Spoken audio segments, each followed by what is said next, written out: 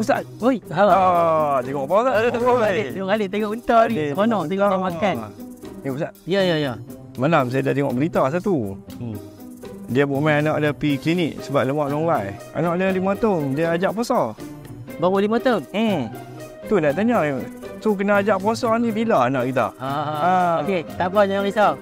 Kita pergi ke dapur tazkirah Ramadan. Ya, jom Ustaz. Jom.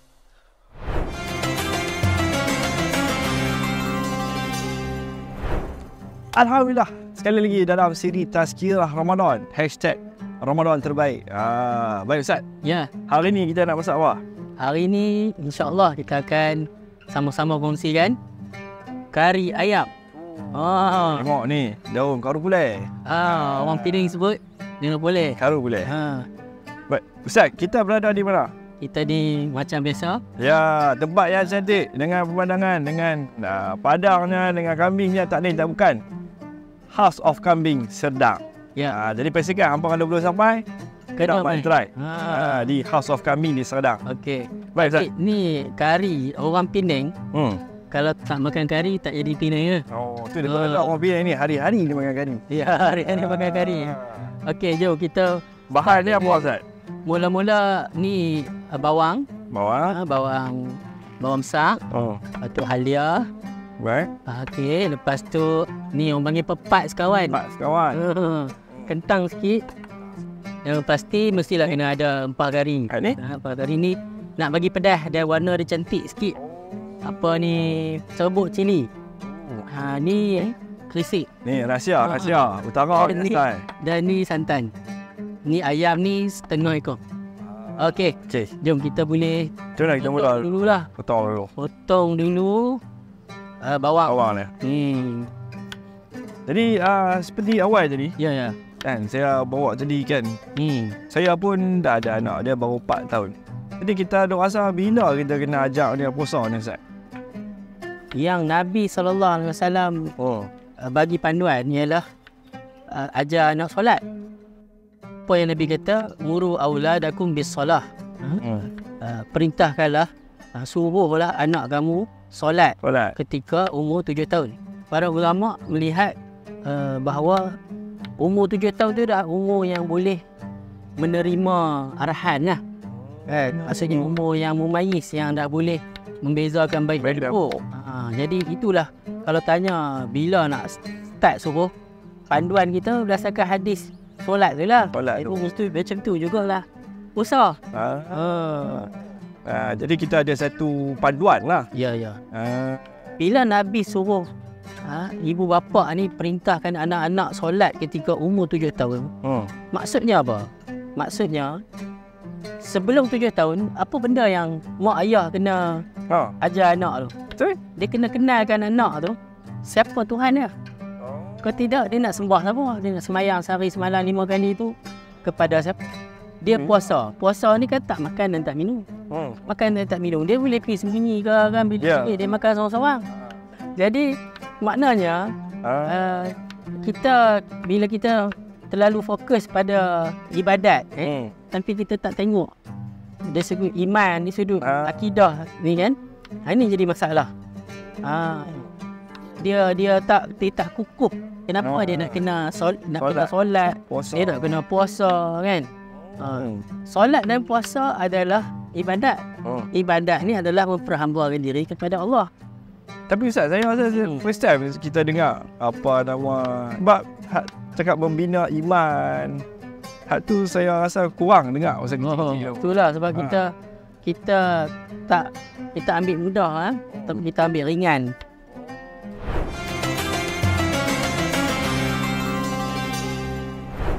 Okey, Habib boleh tolong ni tak panaskan minyak? Boleh.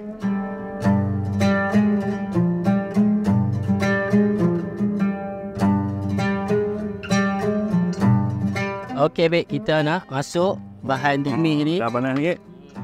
Okey. Tu dia. Ni kopi dah basuh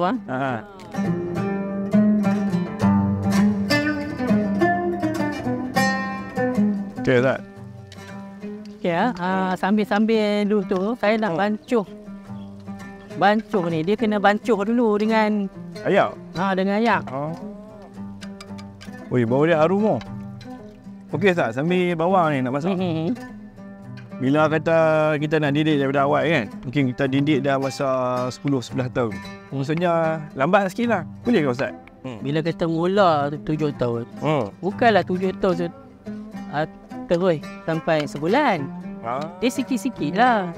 Tapi kalau lah kata sikit-sikit tu mula daripada mungkin 5 tahun, 6 tahun, 7 tahun tu, dia atas orang lah. Tengok bila dia start. Macam mana kita start suruh anak solat, macam tu lah kita start suruh anak puasa lah. Sama lah. Kunci dia kena kenalkan dia dulu siapa Tuhan dia. Tu saya rasa penting ni. Selain daripada kita tanya bila kita kena ajak mereka puasa, kita kena tanya kita dah ajak belum mereka ni kenal siapa tu Allah kan. Kenapa kena sembah dan sebagainya. Okey. Jadi kalau kata nak suruh puasa tu, tengoklah kalau dia boleh mula dengan puasa separuh hari setakat dia mampu. Sampai tengah hari makan. Ya, dia bertahap-tahap lah sampailah sebelum dia akhir balik. Kan? Dia masak kari ni, tapi memang kena sabar. Sebab dia tak boleh laju-laju. Tak boleh kalut-kalut. Sebab dia kena sampai kari tu masak, dia pecah minyak kan. Nampak dia tidak tak sedap lah. Kena kacau ni, kena tumis kan. Tumis. Sampai dia pecah minyak. Kalau dia kering, dia tambah air. Kita kering, dia tambah air.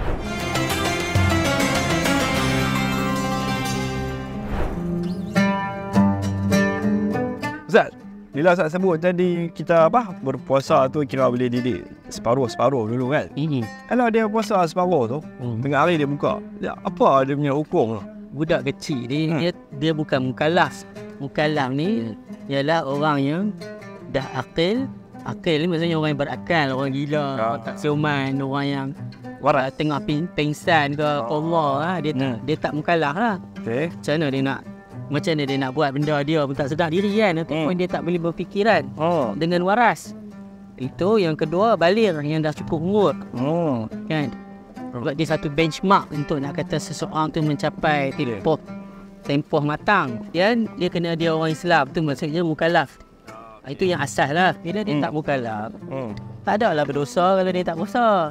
Ataupun kalau sengaja dia tinggal pun taklah berdosa. Kalau kata dia rasa tak larat, kan?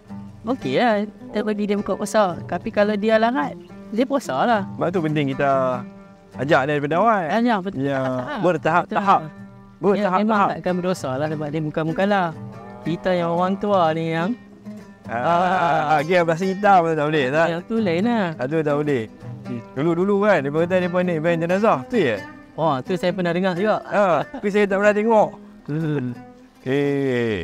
Macam mana kita punya kari kita? Macam mana nak tahu Ustaz? Dah pecah minyak ke belum? Dia ada dia punya ni. Dia macam tadi kita sembang didik anak untuk solat, untuk puasa lah. Dia bukan boleh kalut. Dia kena bertahap-tahap. Dia kena ada dia punya tempong matang dia. Dia kalau tidak dia jadi tak sedap ke. Tu kalau makanan tak apa, tak sedap kita boleh masak lain. Kalau anak jadi anak kata ni benar.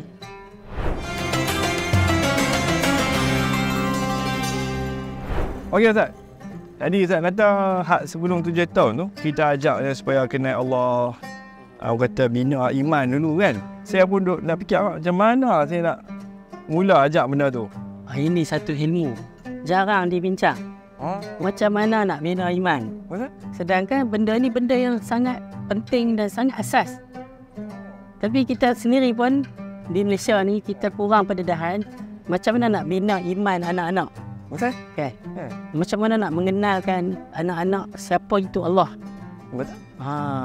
Kita tunjukkanlah alam. Macam contoh Allah sendiri sebut dalam Quran, wa idal ibli kaifa khuliqat. Belakang kita ada unta. Dan Allah suruh tengok unta. Bagaimana dia diciptakan. Dia tunjuk unta ni hebat dia macam mana kan. Mata dia macam mana. Bertahan layak. Minuman dia macam mana. Dia boleh duduk dalam cuaca yang panas ekstrim. Kita panas ekstrim habis. Perlu dah. Kita kata hebat tak? Siapa cipta unta? Allah. setiap benda yang kita buat, bersembang dengan anak tu, apa yang kiri kanan depan belakang ni, kita kaitkan dengan Allah. Allah Ta'ala. Siapa bagi rezeki? Macam mana boleh hidup? Sebab kita hidup Udara. Udara Oksigen. siapa buat? Allah buat. Allah buat. Jadi kalau tak kerana Allah, kita tak boleh hidup. Kita tak wujud pun atas dunia ni. Jadi kita kat situlah kita mula, kita kata hebat ada Allah. Patut ada kita ni kena memperhambakan diri pada Allah. Itu yang tadi saya kata, kenapa Nabi suruh umur 7 tahun, sebab dia dah memayis.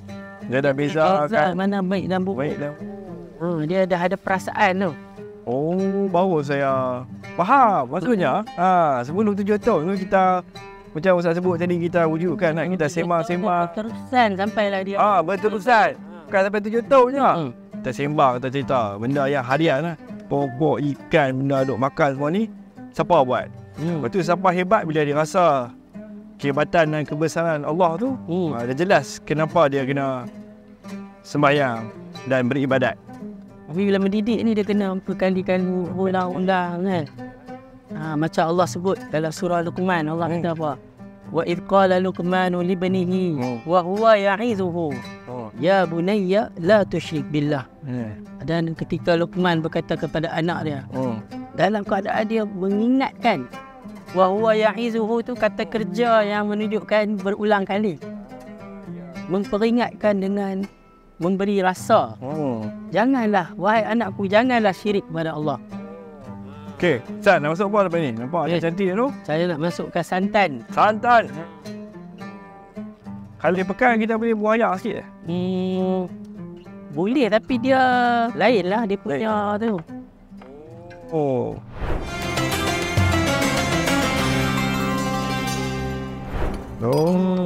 Ayak ni buat? Boleh tambah.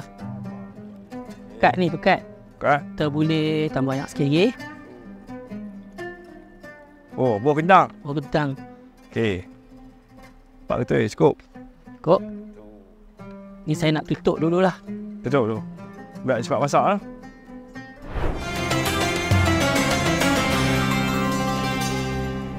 Cik jom Ustaz, kita tengok. Bau dia. Memang sul. Ni boleh terbuka puasa Ustaz. Jangan buka puasa. Tapi bau tak batal kan? Bau tak batal. Cik baik. Masih berpuasa. Yang ni kita ada lagi satu bahan kita tak buh. Apa dia Ustaz? Krisip. Kita nak buh krisip. Krisip. Hampa masak kari buah krisip tak? Ni. Krisip ni jadi lemak lah sikit. Dan last sekali kita tambah garam. Kalau nak letak sebut rasa, letak rasa. Okey, ni garam. Alhamdulillah.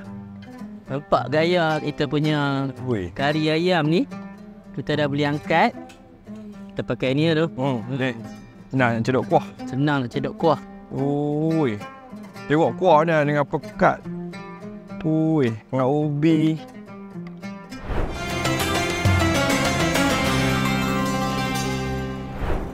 Dah siap kita punya kari ayam Penang mai. Okey Ustaz. Alhamdulillah. Kita memang on time. Elok ni, sedang elok. Dah nak buka puasa. Buka puasa, jom. Jom Ustaz. Jom kita perkena. Jom. Jom ni cepat. Lambat lagi.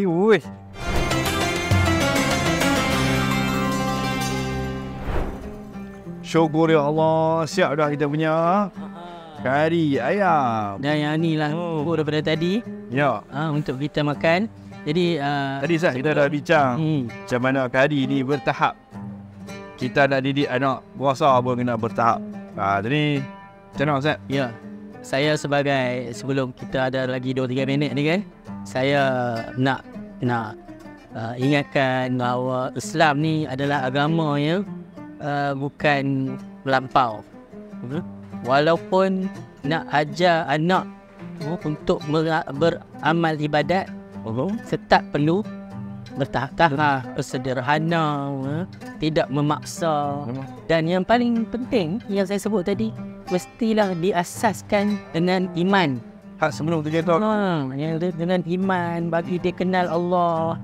supaya dia beramal ibadat ni jelas dia buat tu kerana Allah, barulah dia buat dengan rasa bukan terpaksa. Betul. Macam itulah. Saya rasa kita sangat-sangatlah perlu mengambil iktibar Ramadan ni untuk mendidik anak-anak dengan iman. Kita Ramadan ni kan, kalau anak-anak makan pun, kita bukan tahu. Betul lah. Kan, dia sorok-sorok pun dia boleh makan. Boleh makan. Kan, kita pun ada pengalaman ni kecil-kecil dulu kan. Sama kan. Jadi itulah. Untuk tu memang kita kena bagi dia kenal Allah dan dia beramal tu kerana Allah. Jadi sama-sama kita mendidik anak kita dengan cara yang diterangkan tadi, dan mudah-mudahan menjadi Ramadan yang terbaik untuk kita semua. Okey, azan dah. Baik, Allah. Bismillah. Bismillah. Bismillahirrahmanirrahim.